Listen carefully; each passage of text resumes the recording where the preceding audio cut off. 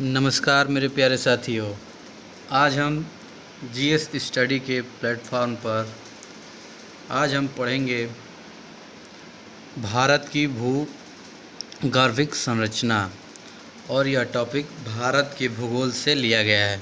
आप सभी जानते ही हैं कि हम भारत का भूगोल पढ़ रहे हैं और जो भारत का भूगोल हम पढ़ रहे हैं, अगर कोई भी बच्चा किसी भी कॉम्पिटिटिव एग्ज़ाम की तैयारी कर रहा है तो यह नोट्स बना सकता है।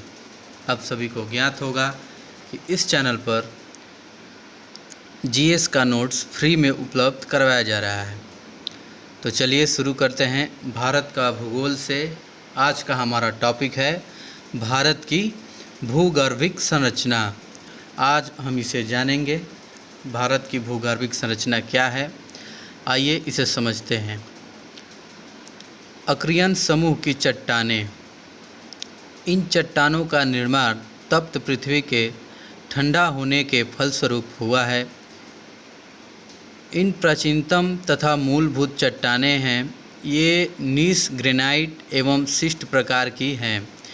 इनसे जीवाश्म नहीं पाए जाते हैं। ये रवेदार चट्टान हैं। आग्नेय चट्टानों के रूपांतरण के कारण नीस का निर्माण होता है। बुंदेलखंड नीस सबसे प्राचीन नीस है। इसका विस्तार कर्नाटक में, तमिलनाडु में, आंध्र प्रदेश में, मध्य प्रदेश में, उड़ीसा में, झारखंड में, यहाँ तक कि एक छोटा नागपुर का पठार तथा राजस्थान की दक्षिण पूर्वी के भाग में इसका विस्तार है। अक्रियन समूह की चट्टानें। और धारवाड़ क्रम की चट्टानें कौन कौन सी हैं? आक्रियन क्रम की चट्टानों के अपरदन एवं निक्षेपण के फलस्वरूप इनका निर्माण हुआ है। ये प्राचीनतम परतदार चट्टानें हैं। इनमें जीवाश्मों का अभाव पाया जाता है। इनके निर्माण के समय जीवों का उद्भव नहीं हुआ था। इस क्रम की चट्टानों का जन्म कर्नाटक के धारवाड़ और शिवमोगा जिले में हुआ था।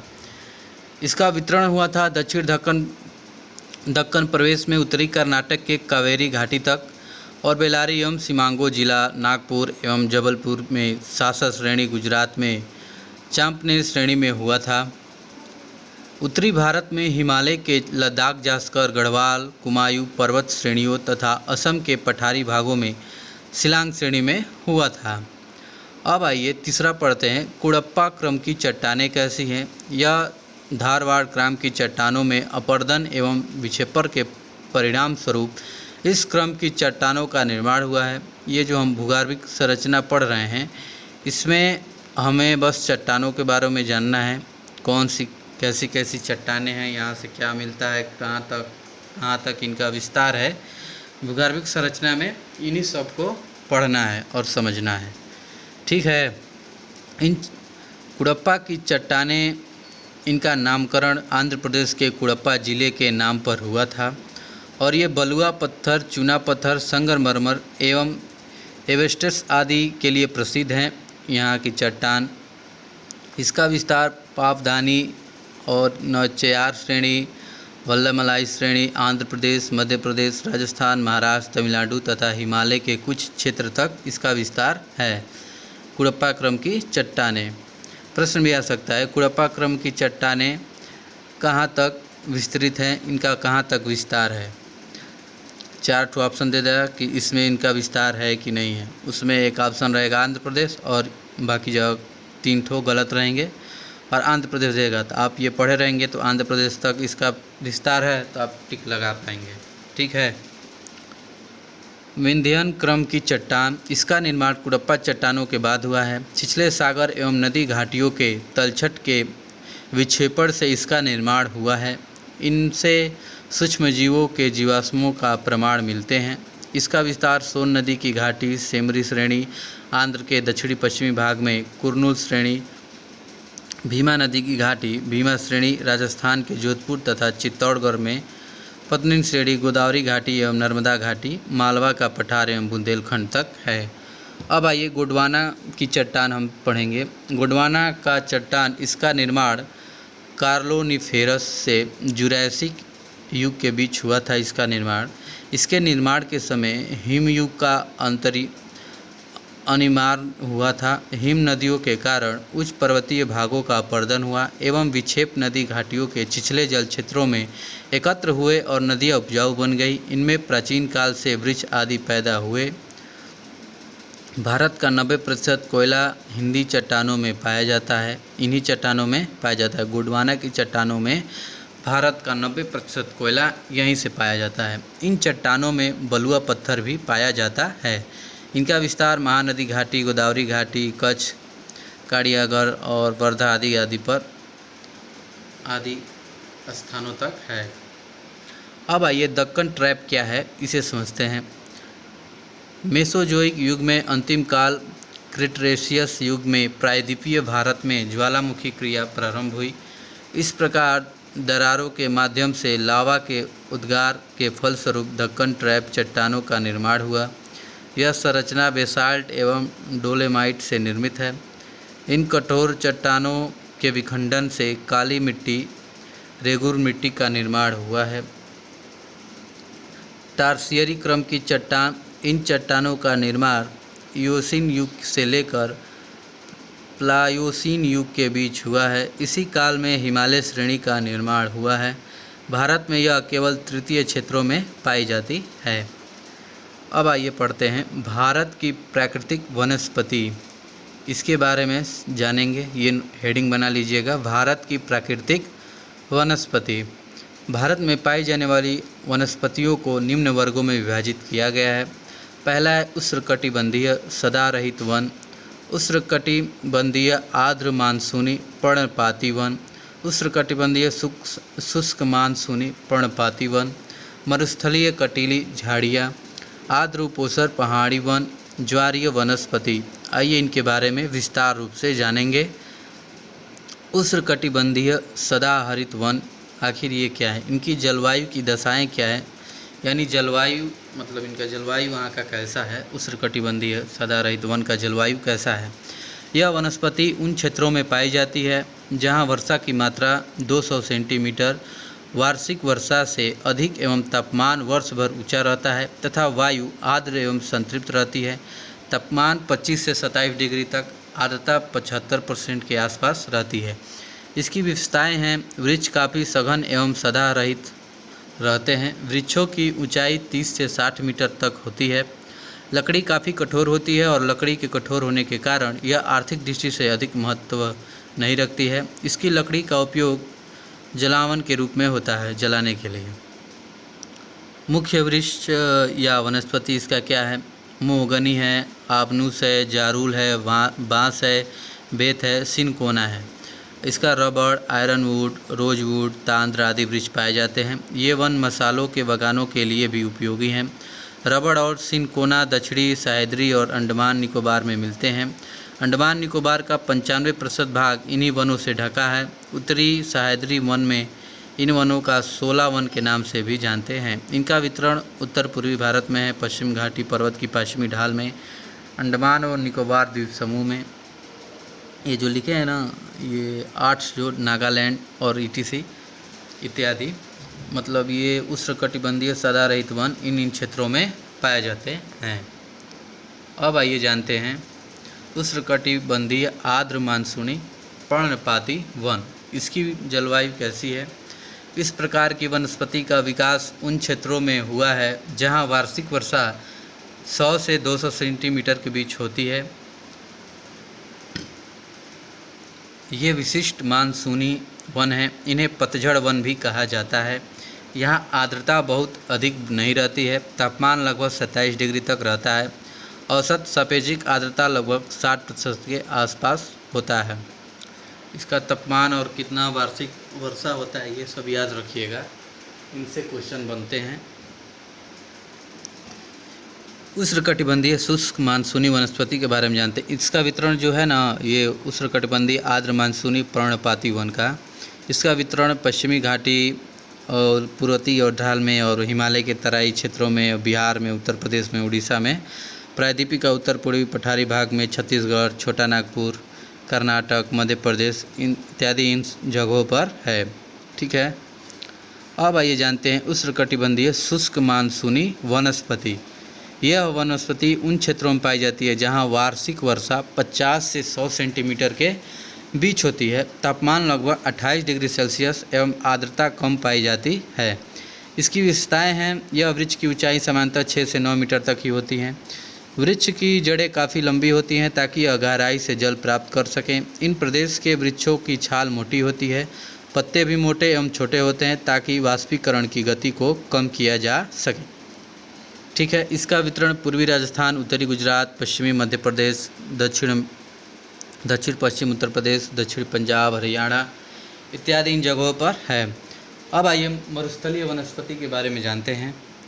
कटीली झाड़ियाँ जिनको भी हम बोलते हैं, यहाँ पर वर्षा 50 सेंटीमीटर वार्षिक से कम होती है और तापमान अधिक रहता है, आर्द्रता बहुत ही कम होती है। यहाँ के वृक्ष छोटी छोटी कटीली झाड़ियों के रूप में मिलते हैं। जड़ें अत्यधिक लंबी, पत्तियाँ छोटी, मोटी, कांटेदार एवं गुद्देदार होती हैं जिससे नमी को बनाए रखती है। बबूल, खैर, खेजड़ा, नागफनी, खजूर, कैक्टस एवं अन्य पौधे यहाँ पर मिलते हैं। यह पश्चिमी राजस्थान में, उत्तरी गुजरात में, पश्चिमी घाट का पर्वत का वृष्टि छाया प्रदेश, पंजाब, हरियाणा एवं मध्य प्रदेश के इंदौर से आंध्र प्रदेश के कुर्नूल तक के पठार के मध्य भाग में अर्धचंद्राकार पेटी में मिलते हैं। अब आइए जानते हैं आर्द्र उपोष्ण पहाड़ी वन ये क्या होते हैं। यह वनस्पति प्रायद्वीपीय भारत में 1070 से 1500 मीटर की ऊंचाई पर पाई जाती हैं। यह वनस्पति सदाबहार होती हैं। वृक्षों की लकड़ियाँ लगभग मुलायम होती हैं। यहाँ तापमान, वर्षा एवं ऊंचाई वनस्पति की अस्तित्व को प्रभावित करते हैं। इनका वितरण है पश्चिमी घाट पर्वत, पूर्वी घाट, नीलगिरी, कोडरमन, अन्नामलाई की पहाड़ियाँ में, केरल, कर्नाटक एवं तमिलनाडु के कम ऊंचाई वाले ढलान आदि जगहों पर ये पाया जाता है। इस जगह में वृक्ष के कुछ नाम है, मैगेनलिया, यूकेलिप्टस, एल्म इत्यादि, इन सब ऐसे ही पौधे का नाम है वहाँ का। और वहाँ का हिमालयी जो क्षेत्र की वनस्पति है वहाँ के बारे में जानते हैं। इस वनस्पति को दो भागों में बांटा गया है, पूर्वी हिमालय क्षेत्र की वनस्पति और पश्चिमी हिमालय क्षेत्र की वनस्पति। पूर्वी हिमालय की क्षेत्र की वनस्पति ये वन ऊंचाई के साथ परिवर्तित होते रहते हैं क्योंकि यह वन हिमालय की पर्वत श्रेणियों से संबंधित वन है। जहाँ पर ऊंचाई में वृद्धि के साथ वर्षा एवं ताप दोनों में परिवर्तन होता है, वह पूर्वी हिमालय के क्षेत्र में आते हैं। देखिए यहाँ से जो चित्र मैंने बनाया है और यहाँ से मैंने नाप दिया है 900 से 1000 मीटर, 900 से 1830, 1830 से 2740, 2740 से 3660, 3660 से आगे ऐसे ही बढ़ता जाएगा। तो उसी को सबसे नीचे 900 से उष्णकटिबंधीय आर्द्र पर्णपाती वन पाए जाते हैं। और उपोष्ण वनस्पति 9 से 1830 में इससे ऊंचाई तक जाएंगे तो मिलेंगे। शीतोष्ण वनस्पति 1830 से 2740 में मिलेंगे। और शीत शंकुधारी वन ये 2740 से 3660 मीटर तक मिलेंगे। और इन साइड में ये जो आप देख रहे हैं इनके पौधों का नाम सब लिखा गया है, कौन कौन से वृक्ष मिलते हैं ये साइड में उन्हीं के बारे में सब लिखा गया है। और 4876 से 5100 मीटर तक जाएंगे, वहाँ तक अगर उससे ऊपर जाएंगे तो बर्फ़ से ढका रहने वाला वनस्पति आपको वहाँ पर देखने को मिलेंगे। ठीक है, चित्रों के माध्यम से आप समझ गए। अब आइए जानते हैं पश्चिमी हिमालय क्षेत्र की वनस्पति के बारे में जानते हैं। पश्चिमी हिमालय पूर्वी हिमालय की तुलना में अधिक शुष्क एवं ठंडा होता है और पूर्वी हिमालय में विपरीत यहाँ परजीवी पौधे एवं फर्न का अभाव पाया जाता है। बच्चों, लड़के पूछते हैं, किसी का मैसेज भी आता है कि ये क्लास किसके लिए उपयोगी है। बच्चों, यह क्लास सबके लिए है। अगर आप कहीं आप मान लीजिए किसी भी प्रतियोगी परीक्षाओं की आप तैयारी कर रहे हैं, किसी भी, अगर उसमें जीएस आएगा तो प्रश्न यहीं से आएगा। ठीक है, तो मैं आपको जीएस पूरा ख़त्म करने वाला हूँ, एकदम मुफ्त में आपको पढ़ाया जाएगा पूरा जीएस। अगर आप जीएस का नोट्स एक बेहतरीन बनाना चाहते हैं, ये मेरा नोट्स है जो आपके सामने आता है। रोज़ मैं एक एक भाग आपको अपलोड करता रहता हूँ और साथ ही में सब कुछ एक एक करके समझाता रहता हूँ। तो आप इस नोट्स को बना सकते हैं जो कि आपके प्रतियोगी परीक्षाओं के लिए बहुत ही महत्वपूर्ण है। ठीक है, चलिए अब आगे बढ़ते हैं। 7वां पढ़ेंगे मैंग्रोव वन यानी ज्वारीय वनस्पति। परिरक्षित समुद्र तट के निकट सीमा बनाने वाले मैंग्रोव विश्व के उष्ण एवं पोषण कटिबंधीय प्रदेश की सबसे विशेष खास वन्य पारिस्थितिक तंत्र हैं। बच्चों, अगर आप तैयारी कर रहे हैं, आप थोड़ा सब्री रखिए, आप ज़रूर सफल होंगे। देखिए, समय बदलता है, लेकिन समय को भी बदलने के लिए समय लगता है, ये आप जानते ही हैं। तो बस आप अपनी तैयारी को ईमानदारी रूप से करते रहिए, आप एक दिन ज़रूर सफल होंगे। मैंग्रोव वन ज्वारीय वनस्पति की विशेषताएं क्या हैं, ये मैंने लिख दिया है। उच्च ज्वार के वक्त ये जल में डूबी रहती हैं, यह निम्न ज्वार के वक्त के शुष्क होती हैं, अतः ये वनस्पतियाँ क्रमिक बाढ़ एवं शुष्कता के लिए सहनशील होती हैं। यह वनस्पतियाँ समुद्री खारे जल के प्रति सहनशील होती हैं। तटवर्ती क्षेत्रों में स्थित होने के कारण ये वनस्पतियाँ तटों की सुनामी एवं चक्रवात से रक्षा करती हैं, क्योंकि इनकी जड़ें बहुत लंबी एवं विस्तृत होती हैं।